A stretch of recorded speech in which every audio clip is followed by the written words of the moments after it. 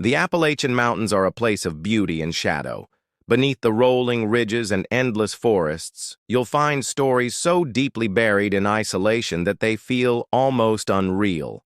This isn't about old legends or campfire myths. This is about one man, one family, and a chain of events that push the boundaries of morality to a place most of us can barely imagine.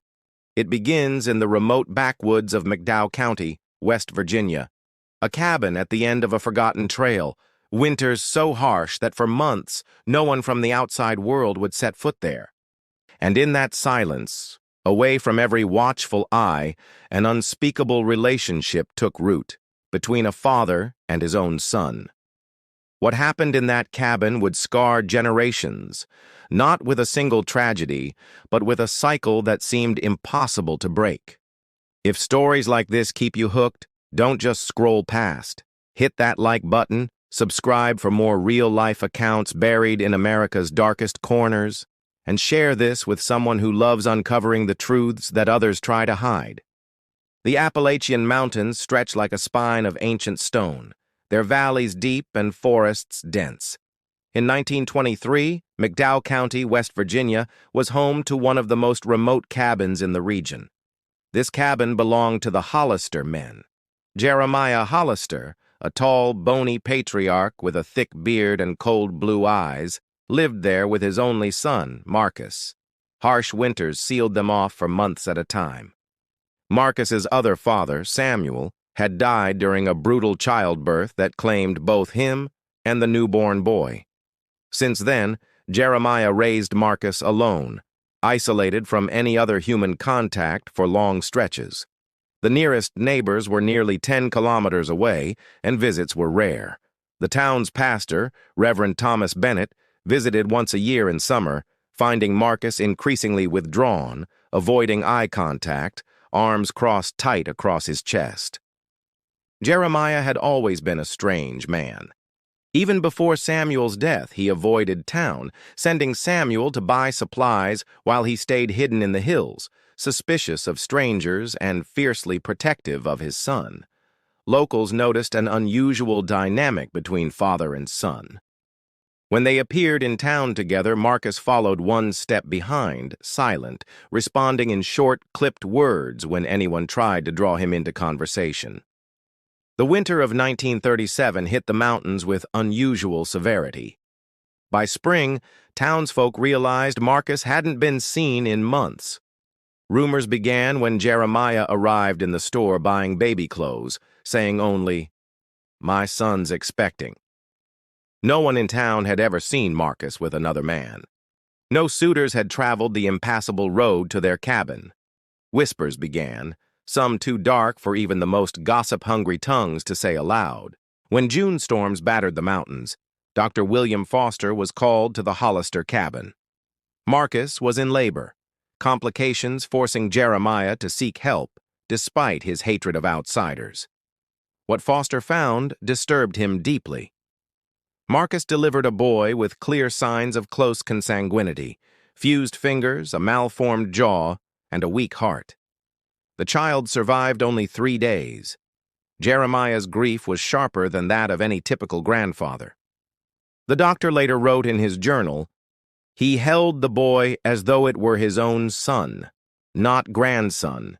His tears felt private, intimate, and wrong, as if grief were tangled with something forbidden." In the mountains, cousin marriages were common to keep land within bloodlines. But even here, father-son unions were taboo, whispered about with revulsion. The Hollisters were now the subject of the darkest kind of suspicion. After the boy's death, silence fell on the cabin. For a year, Marcus never came to town. Jeremiah came alone, speaking to no one beyond what was needed to purchase supplies. In April 1939, Marcus was again expecting. A local midwife, Harold Jenkins, was summoned at the last minute.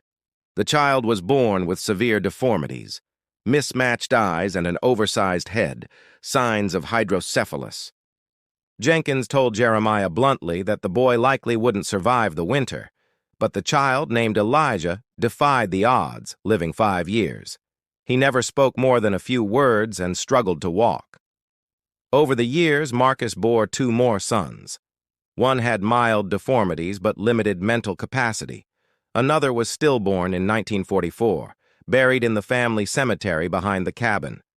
Generations of inbreeding weighed heavily on the bloodline. The winter of 1945 claimed Elijah through pneumonia.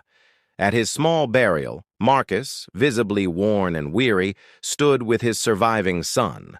Jeremiah, still in control, kept their grim secrets sealed away in the frozen hills.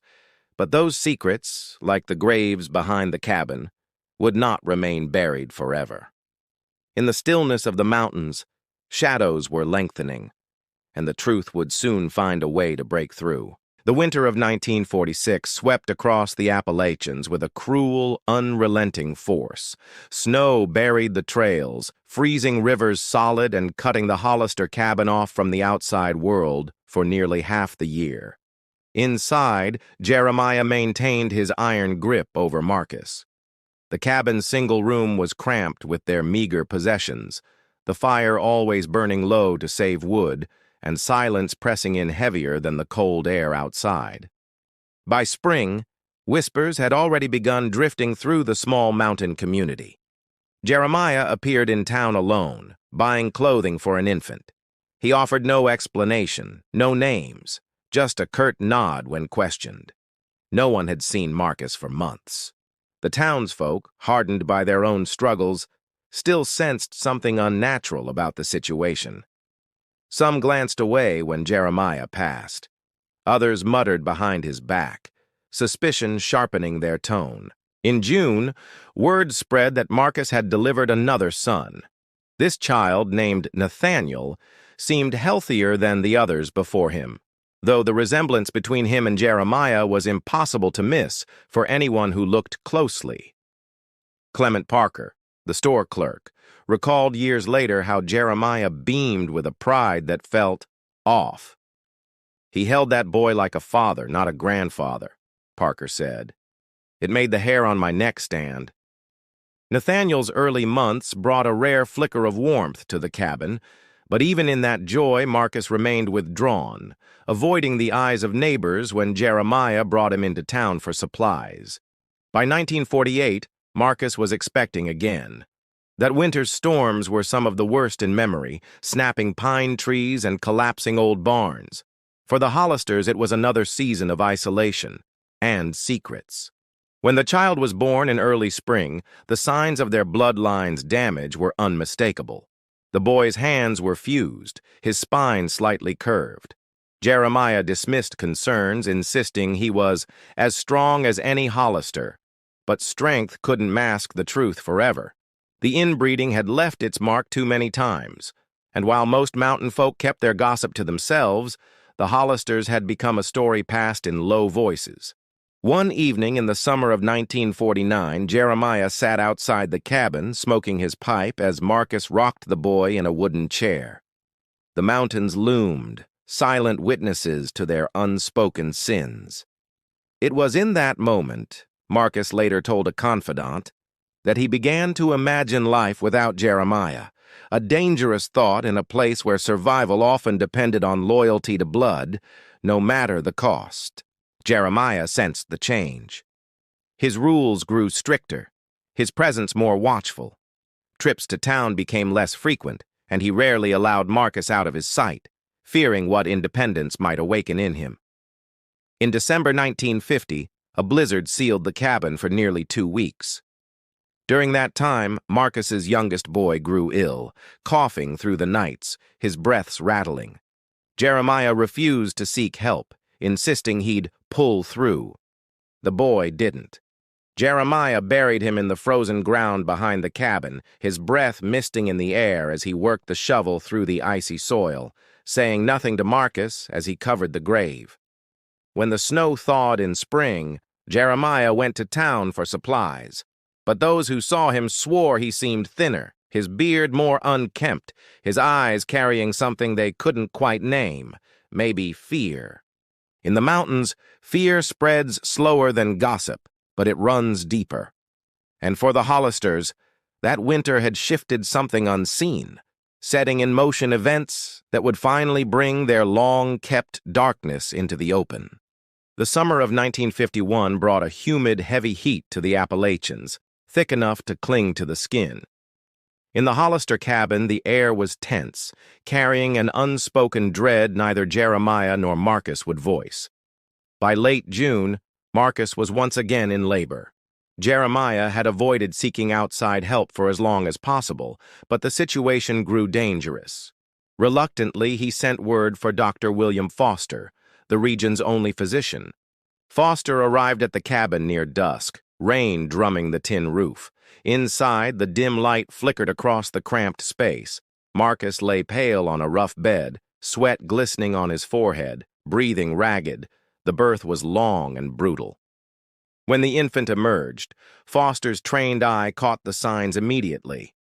The child's jaw was underdeveloped, his chest sunken, his heart struggling with each faint, shallow beat. Jeremiah hovered near the bed, his expression unreadable. Foster noticed how his eyes followed the newborn, not as a grandfather's might, but with a strange, proprietary intensity that made the physician's stomach tighten. The doctor kept his voice steady, instructing Jeremiah on how to hold the child so his breathing might improve. But inside, Foster was already writing mental notes for a journal entry he knew he'd never publish publicly. The boy survived only 2 days. Foster returned for the burial, watching Jeremiah lower the small body into the earth with a tenderness that seemed unsettlingly intimate. Marcus stood behind him, silent, expression locked in resignation. Back in town, Foster confided in Reverend Thomas Bennett. "There's something wrong up there," he said quietly. "Not just illness. Something older, deeper, a violation of nature itself." The Reverend's eyes darkened, but he asked no questions. Among mountain folk, some truths were considered too dangerous to confront. Interfering in another man's bloodline was one of them, especially when that man was as isolated and stubborn as Jeremiah Hollister. In early autumn, Marcus began to recover physically, but his spirit seemed dimmed. He spoke little, kept his eyes on the ground, and rarely left the cabin except to gather firewood. Jeremiah, on the other hand, was more watchful than ever. When he came into town, he bought supplies with methodical precision, speaking to no one unless absolutely necessary. His voice a curt rasp. Those who saw him noted the resemblance between him and Marcus's surviving son, Nathaniel. The same ice-blue eyes, the same sharp cheekbones. The similarities stirred fresh whispers in the store and along the dirt roads. By winter, Foster made another trip to the cabin, this time for Nathaniel, who had fallen ill. The boy clung to Marcus, his small hands gripping his father's sleeve as if fearing separation. Foster examined him and found a lingering chest infection, treatable with care. Jeremiah remained in the room the entire time, arms crossed, gaze fixed on the doctor with a suspicion that bordered on hostility. As Foster packed his bag, Marcus met his eyes for the briefest moment, a flicker of something unspoken, perhaps a silent plea. Then Jeremiah's presence closed over the moment like a door slamming shut. Snow came early that year, cutting off the cabin from town for weeks. Inside, the weight of the unspoken seemed to press on the walls themselves, holding father and son in a cage built of blood and fear. When spring returned, Foster heard through town gossip that Marcus was once again expecting. He knew then that the cycle had not only continued, it had tightened, binding the Hollisters in a grip that would not let go. The spring of 1952 brought a short-lived calm to the Hollister cabin. The snowmelt trickled through the valleys, and the air carried the scent of pine. Yet inside, a familiar, oppressive silence ruled. Marcus's health declined as the months passed. Jeremiah kept him close, rarely allowing him out of sight. Trips into town were quick, always under Jeremiah's watchful gaze, with no chance for conversation beyond curt necessities. By midsummer, word reached the small community that Marcus had delivered another son. The birth happened without a doctor, with only Jeremiah present, his rough hands assisting in the shadowed confines of the single-room cabin. The newborn, named Jacob, appeared healthier than many of his brothers before him. His eyes mirrored Jeremiah's, cold and blue, but his face carried the softness of Marcus's youth, a reminder of how deeply the bloodlines intertwined. No birth records were made. Jeremiah avoided official documentation, believing that what happened on the mountain belonged to the mountain. To the townsfolk, Jacob was little more than a rumor passed between weathered front porches. By autumn, Marcus was expecting yet again. The pace of these births unsettled the few who dared speculate. Some wondered aloud if Jeremiah sought to build a lineage entirely of his own making, no matter the cost. The next son, named Matthew, was born in early spring of 1953. His features were marred by subtle deformities, slightly webbed fingers, one ear smaller than the other, and a faint but persistent tremor in his hands. Jeremiah brushed off any concerns, calling Matthew a strong Hollister boy. Marcus, however, seemed more withdrawn with each passing month. His shoulders stooped as if carrying a burden that neither rest nor time could lift. Nathaniel, now several years old, began showing developmental delays. He spoke only in fragments, struggled to follow simple instructions, and clung to Marcus whenever Jeremiah entered the room, eyes darting nervously between them. The townsfolk rarely saw Marcus anymore. Jeremiah alone ventured into the store, his gruff presence chilling any attempts at small talk. People knew better than to ask about the boys or Marcus's health. In the hollows of the mountains, rumors became their own kind of truth. Stories of the Hollisters' inbreeding grew darker, passed in low voices at the sawmill, the church steps, and the barber shop. By winter of 1953, the cabin seemed to vanish into the snow-draped hills. No smoke rose from its chimney for days at a time, and even the hunters who roamed nearby gave the place a wide berth. Inside, the boys grew in an atmosphere of constant watchfulness. Jeremiah's word was absolute. Marcus's quiet obedience kept the fragile peace, though his eyes carried a shadow that deepened with each passing season. Matthew's tremor worsened. His hands shook, even while holding a simple wooden spoon. Jeremiah dismissed it as nerves, though Marcus suspected the truth lay in the bloodline they both knew could not be spoken aloud. The cemetery behind the cabin gained another marker that year. No name, just a date carved into rough wood. The ground there told the story that Jeremiah refused to put into words. Life on the mountain had its own rhythm, one built from survival and silence. For the Hollisters, it also carried a pulse of something far darker, a beat no outsider could fully understand. By the end of the year, it was clear to anyone watching from the edges that the Hollisters were not simply a reclusive pair of men. They were the keepers of a secret written in their very blood. The winter of 1954 arrived early, coating the mountain trails in ice and sealing the Hollister cabin in a cocoon of white silence. Jeremiah's health began to falter, though he refused to acknowledge any weakness. Marcus noticed his father's cough worsening each night. The deep rattling sound echoed through the cabin, yet Jeremiah waved off any suggestion of seeking medical help, muttering that no outsider would be called onto their mountain. Nathaniel and Jacob sat by the fire most days, their small frames wrapped in worn blankets. Marcus tended to them quietly, always under Jeremiah's watchful eye, the unspoken hierarchy still firmly in place. By mid-January, Jeremiah could no longer leave his bed. His once commanding voice had thinned to a hoarse whisper, though his piercing gaze still carried the same authority it always had over Marcus and the boys. Snow trapped them for days at a time. Marcus hauled wood and fetched water alone, listening to Jeremiah's labored breathing in the background like a slow, relentless drumbeat marking the end of an era. On the 12th night of January, the cabin was so still that Marcus could hear the faint crack of ice forming on the eaves. When he checked Jeremiah's bed, the old man's chest no longer rose. Marcus stood there for a long time, staring at the still form. He felt a weight lift from the room, an invisible shackle loosening, yet the silence was so absolute it felt almost unnatural. At dawn, Marcus dug the grave behind the cabin, the cold biting into his hands. Nathaniel and Jacob watched from the doorway, their faces unreadable in the pale winter light. The headstone was crude, just Jeremiah's name and the date carved with a chisel. Marcus lowered the body into the ground without ceremony, covering it slowly as snow began to fall again. When the last clump of earth was in place, Marcus stood over the grave, unsure whether the tightness in his chest was grief or something closer to relief. The air around him seemed suddenly lighter. For the first time in his life, Marcus stepped into the cabin without feeling Jeremiah's eyes on him.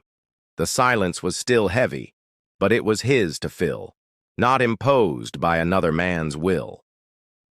In the weeks that followed, Marcus began making small changes.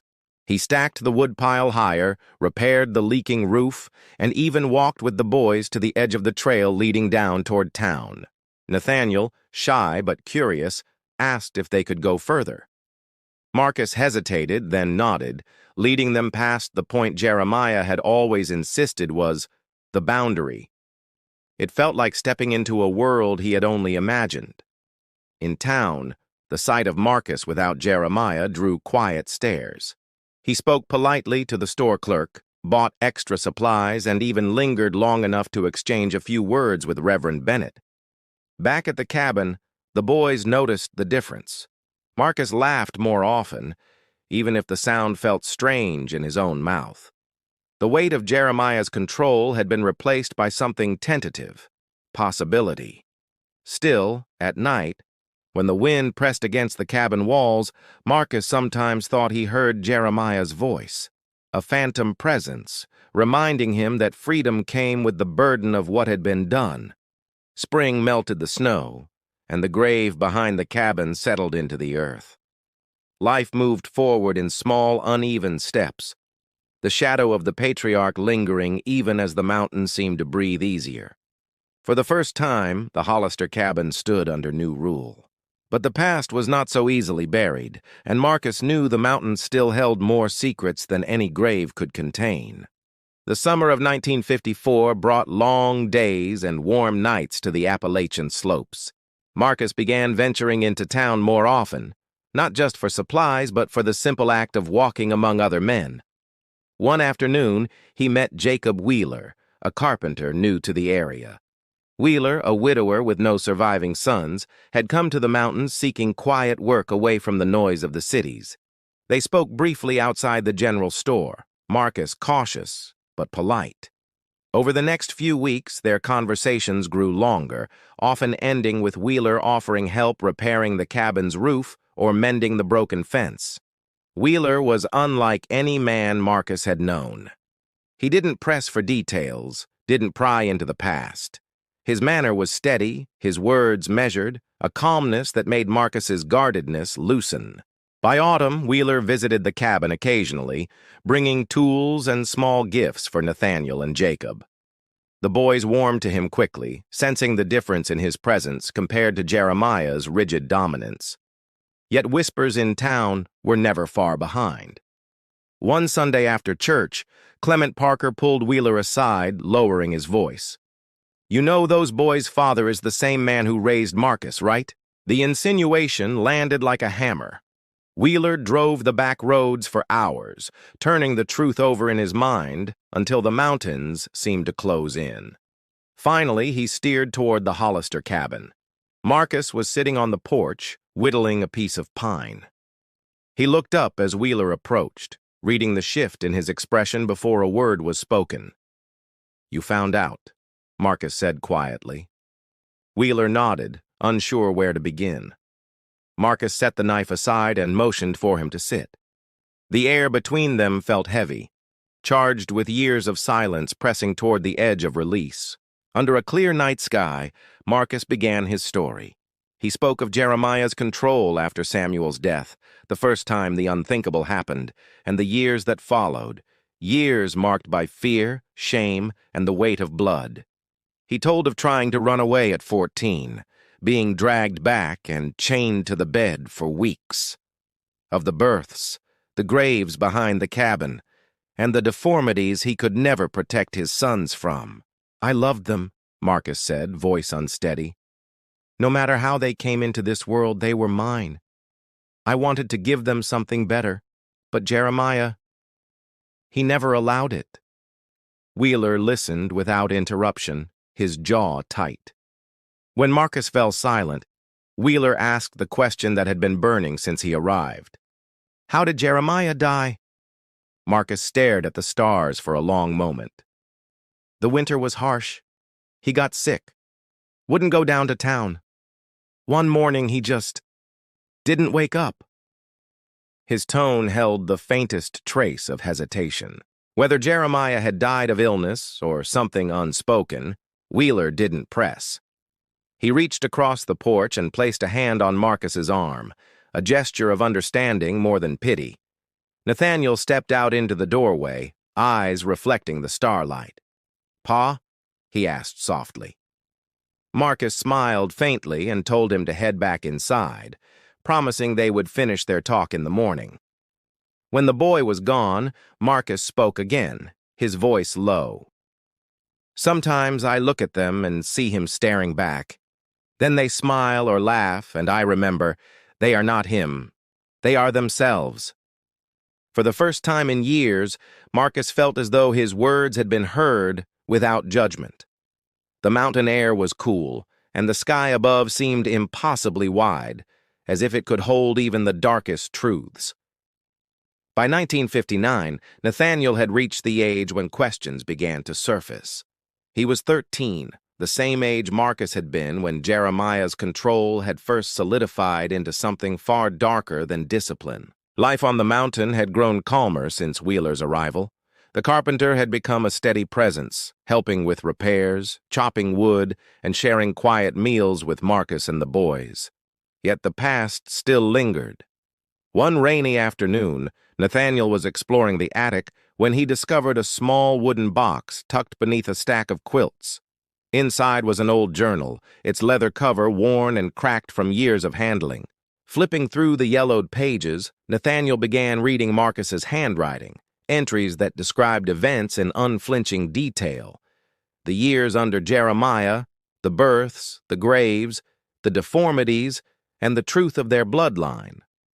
Marcus found Nathaniel sitting silently on the edge of the bed, the journal open in his lap. The boy's eyes were wide, not with shock alone, but with the dawning realization of what those words meant. "Is it true?" Nathaniel asked quietly. "Grandfather was my father?" The weight in his voice made Marcus's throat tighten. There was no way to soften the truth. "Yes," Marcus said finally. "It's true." The days that followed were difficult. Nathaniel stopped going into town, claiming he didn't want anyone to look at him and see it in his face. His younger brother Jacob noticed, though he didn't understand why. "I'm a mistake," Nathaniel told Marcus one night. "Half my blood comes from the same place. Is that why my brothers died? Is that why Jacob's different?" His voice carried anger and despair in equal measure. Marcus explained what he could about genetics, how some traits are carried silently until paired with a matching counterpart, and how, in their case, the risks had been dangerously high. "But you're here," he told Nathaniel. "You're strong." Still, the boy worried about the future. "If I have sons, will they be sick too?" The question hung in the air, a reminder that the past had consequences reaching far beyond one generation. Wheeler suggested they consult a genetic specialist he knew of in Philadelphia, a man named Dr. Benjamin Rosen, who had studied the effects of inbreeding in isolated communities. Marcus agreed, despite his dislike of leaving the mountains. The journey to Pennsylvania was long, the train rattling through valleys and over bridges. Nathaniel kept mostly to himself, staring out at the changing scenery, his thoughts miles away from the conversations happening around him. Dr. Rosen examined Nathaniel, reviewed the family history, and explained the science in careful terms. "You carry no visible signs of severe genetic disorder," he said. "Your future sons can be healthy, provided their other parent is unrelated. For Nathaniel, the words were both a relief and a challenge. The possibility of a normal future existed, but it would require choices different from those made in the generations before him. On the way home, Wheeler spoke quietly to Nathaniel. "Your blood doesn't define you. What you do with your life, that's what matters. The mountain may have shaped you, but it doesn't own you." Back at the cabin, Nathaniel began rejoining life's small routines. He still carried the knowledge like a hidden stone in his pocket, but it no longer weighed quite as heavily on his shoulders. The truth had changed him, but it had also given him something new, the chance to break the cycle. And for the first time, he believed that might actually be possible. By the early 1960s, the Hollister cabin felt different. The air seemed lighter, the days more predictable. Marcus and Wheeler had built a steady rhythm: work, meals, and evenings by the fire with Nathaniel and Jacob. Nathaniel grew into a capable young man, taking on chores without being asked. Jacob, though slower to learn, found his own skills in carving wood and mending tools. Their lives had shifted from survival to something closer to living. In 1962, Nathaniel met Michael Prescott, a newcomer studying Appalachian music and culture. The two quickly became friends, bonding over long hikes and late-night conversations beneath the endless canopy of stars. One evening, Nathaniel decided to tell Michael about his origins. He braced for disgust or pity, but Michael simply nodded. "We can't choose where we come from," he said, "only where we're going." Michael's acceptance planted something in Nathaniel, a quiet confidence that the truth didn't have to be a chain. He began talking more openly with Marcus, asking questions he'd once been too afraid to voice. In 1965, Nathaniel left the mountain to study forestry at a nearby university. Wheeler helped him pack, clapping a hand on his shoulder. "Go make something for yourself," he said. "The mountain will still be here." Jacob remained with Marcus and Wheeler, continuing to refine his carpentry.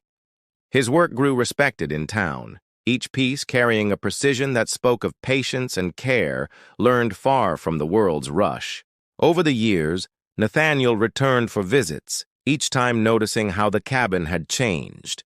Repairs were kept up, the garden was fuller, and the boys' laughter, something rare in Jeremiah's time, now filled the yard.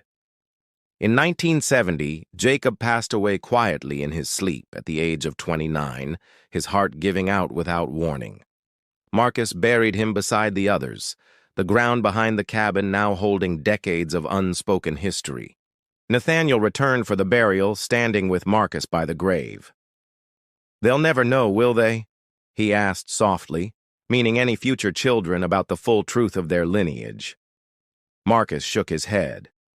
"Not all of it." The years rolled forward. Nathaniel built a life away from the mountain, marrying a woman unrelated to his bloodline and raising two healthy sons. He visited often, ensuring his children knew the cabin as a place of strength, not fear. By 1985, Marcus and Wheeler were both gone, buried in the same clearing where so much of their past lay. Nathaniel stood alone there one autumn afternoon, the leaves spinning down like fragments of memory. The cabin, no longer lived in, began its slow return to the earth. Moss crept over the logs, the roof sagged, and the wind moved freely through the spaces where windows once stood. Yet the land no longer felt cursed. The silence was different now, no longer oppressive, but peaceful, as though the mountain itself acknowledged the ending of something that had festered for generations. Nathaniel's sons grew to men without the weight of the Hollister secret shaping their lives. They built their own futures, untouched by the patterns that had once seemed impossible to break. When Nathaniel spoke of the past, he chose his words carefully. He told of strength and survival, of a man who had endured what no one should, and who found a way to give his sons a different path. The mountain remained, its ridges unchanging. The graves stayed hidden among the trees, known only to those who had walked that ground. and the cycle, long and brutal, was finally broken. For the first time in generations, the Hollister name carried not the shadow of blood, but the light of choice. And in the mountains, that was as close to freedom as any man could ask for.